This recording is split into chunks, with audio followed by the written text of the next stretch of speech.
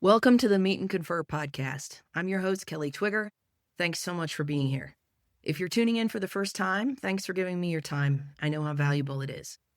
One of the nuances of the Meet and Confer podcast is that I break things down into segments, and this week's episode is from our Case of the Week segment, touching on one of the more than 60 discovery decisions in the In re Uber Tech's Sexual Assault Litigation. It's a key one on Hyperlinked files, and I think you'll enjoy it.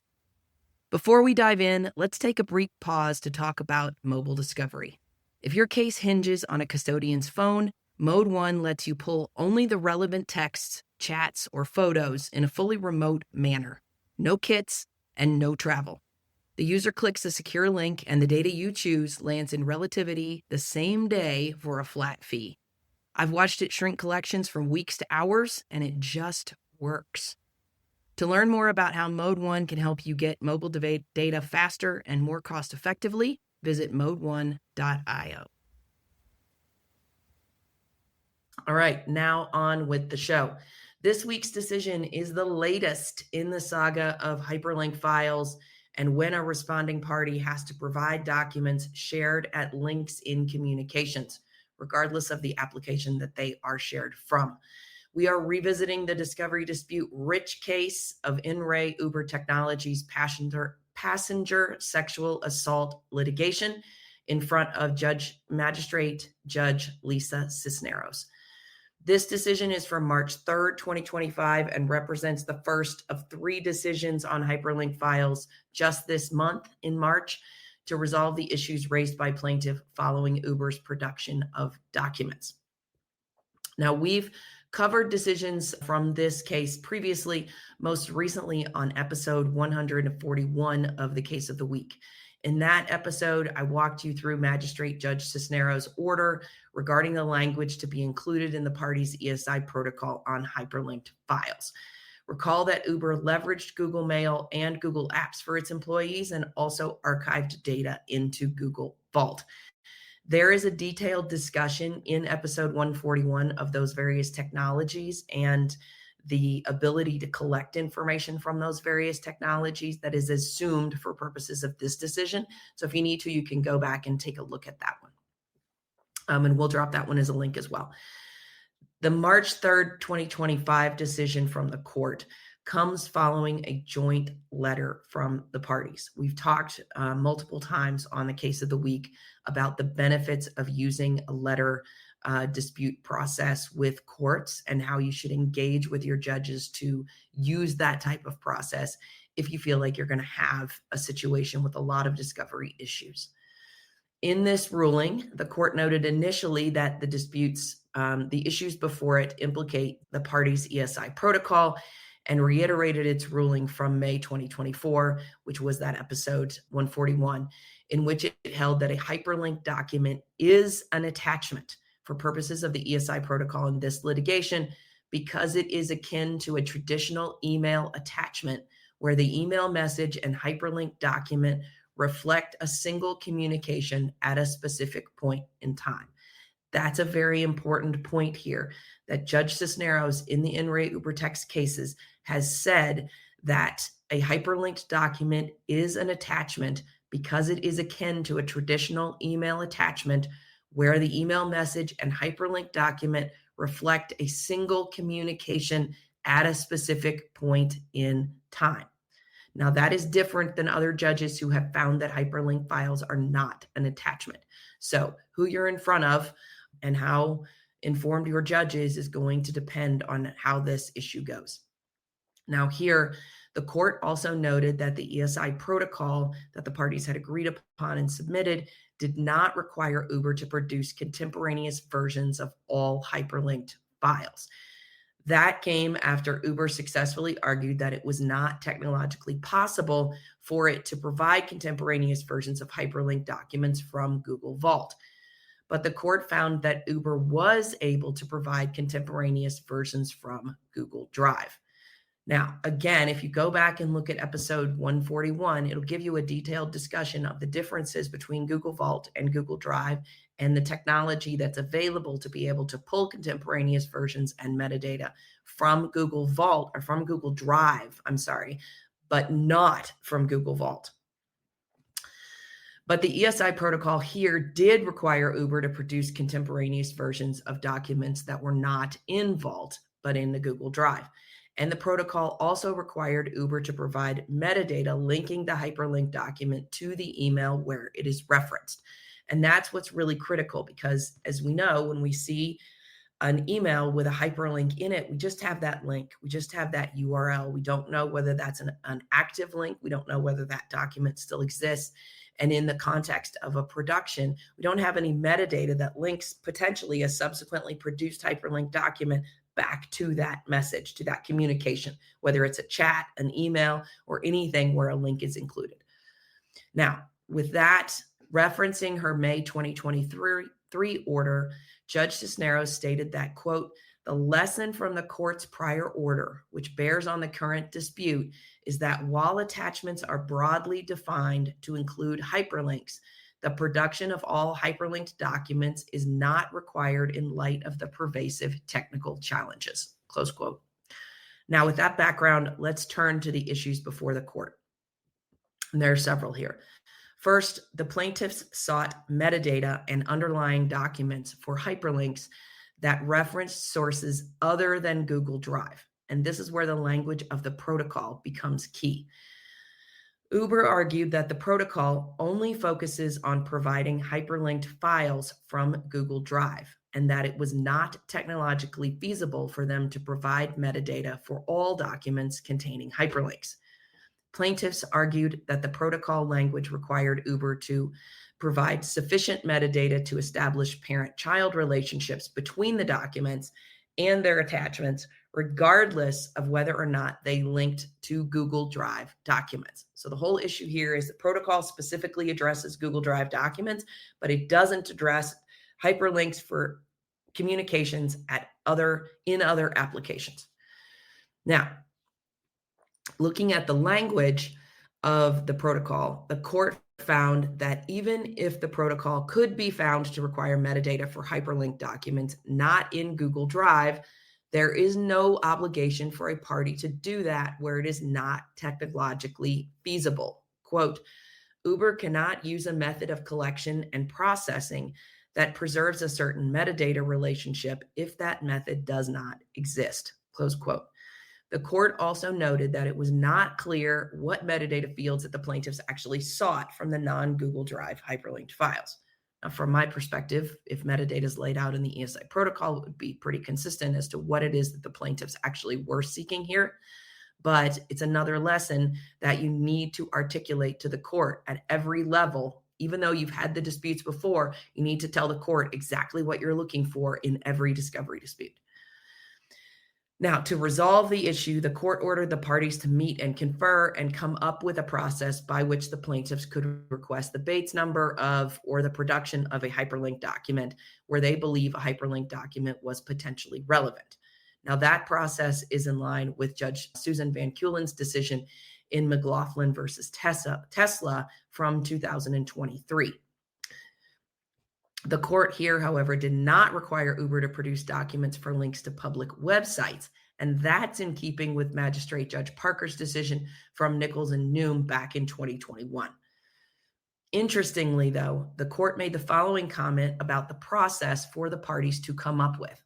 Quote, such a protocol may include a limit on the number of requests plaintiffs may make if the parties believe that is appropriate.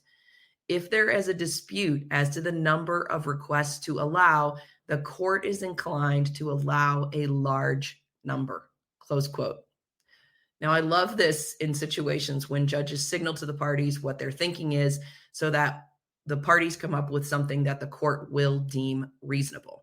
In this case, the fact that the court sees this as affecting more than just a few documents, and it says specifically that the court is inclined to allow a large number of requests to Uber to produce either metadata or hyperlinked documents.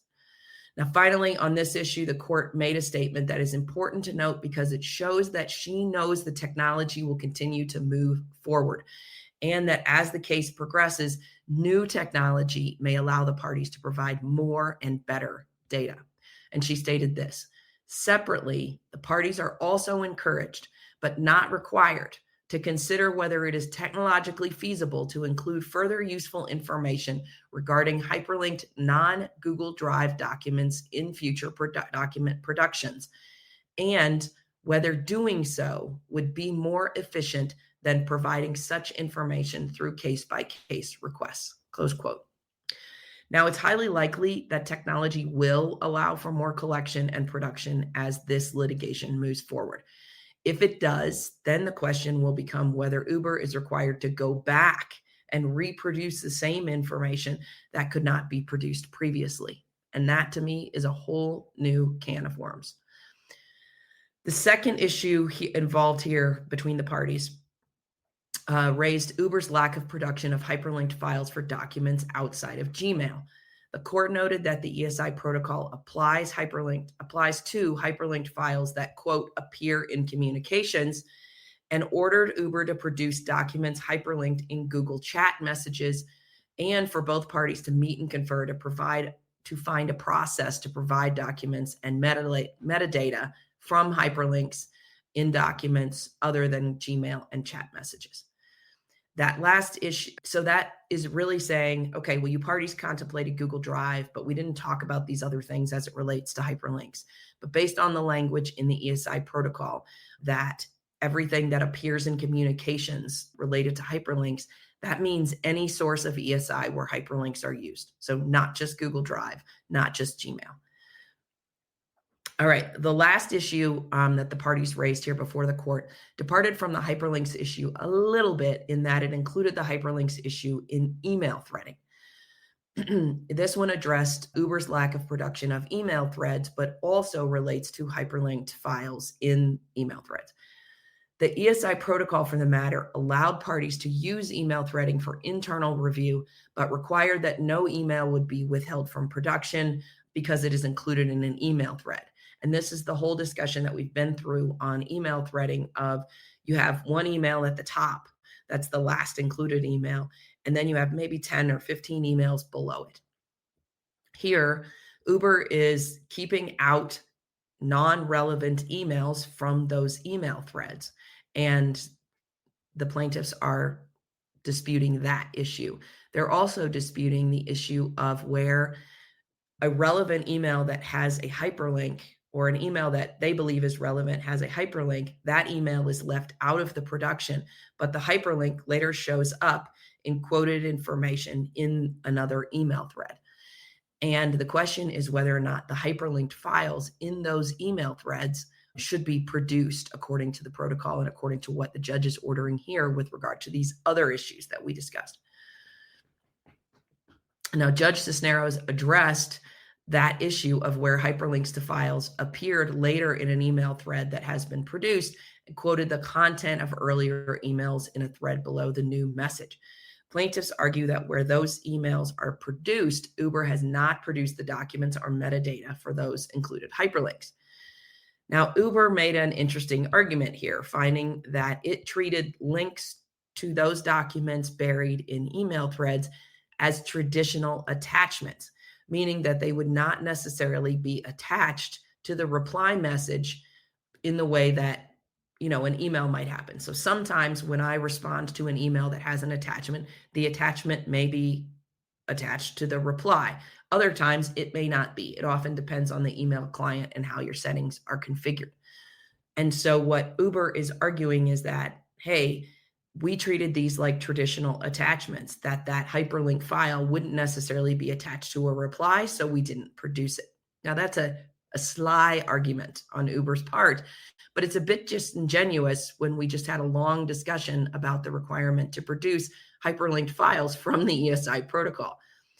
And the court disagreed with Uber, finding that while it can be true that traditional attachments are not always included in replies, they are almost always included when the email is forwarded. Nevertheless, the court identified the issue as this, and this is an important one, so pay attention.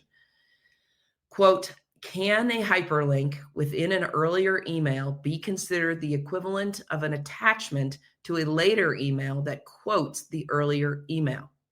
Under some circumstances, perhaps, but the question does not have a clear universal answer, and the ESI protocol does not speak to this issue directly. Close quote.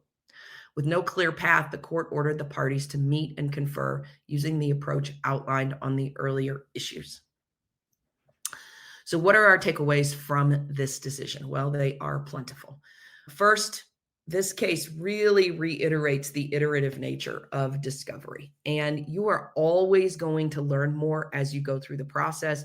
You're always going to identify issues that you didn't contemplate when you drafted the ESI protocol. And it's almost impossible to consider every issue when drafting that protocol.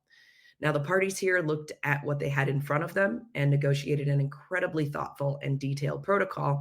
But as we see in this decision, it still had holes. It didn't address what happens when a hyperlink is in an email thread, where not all emails in the thread are relevant, but the link is produced in a subsequent email. And it didn't contemplate specifically what happens with hyperlinks in applications other than Google Drive. The point here is that there are always going to be details that can't be contemplated or that the parties fail to contemplate. And that's why having an iterative process and language in your protocol to handle the general thought processes, about how the parties wish to approach issues is key. That general language, like here on hyperlinks and email threading, acts as a guide for the court in making decisions on how to proceed on these complex issues. Be thoughtful about your protocol. It has ramifications all the way through your case.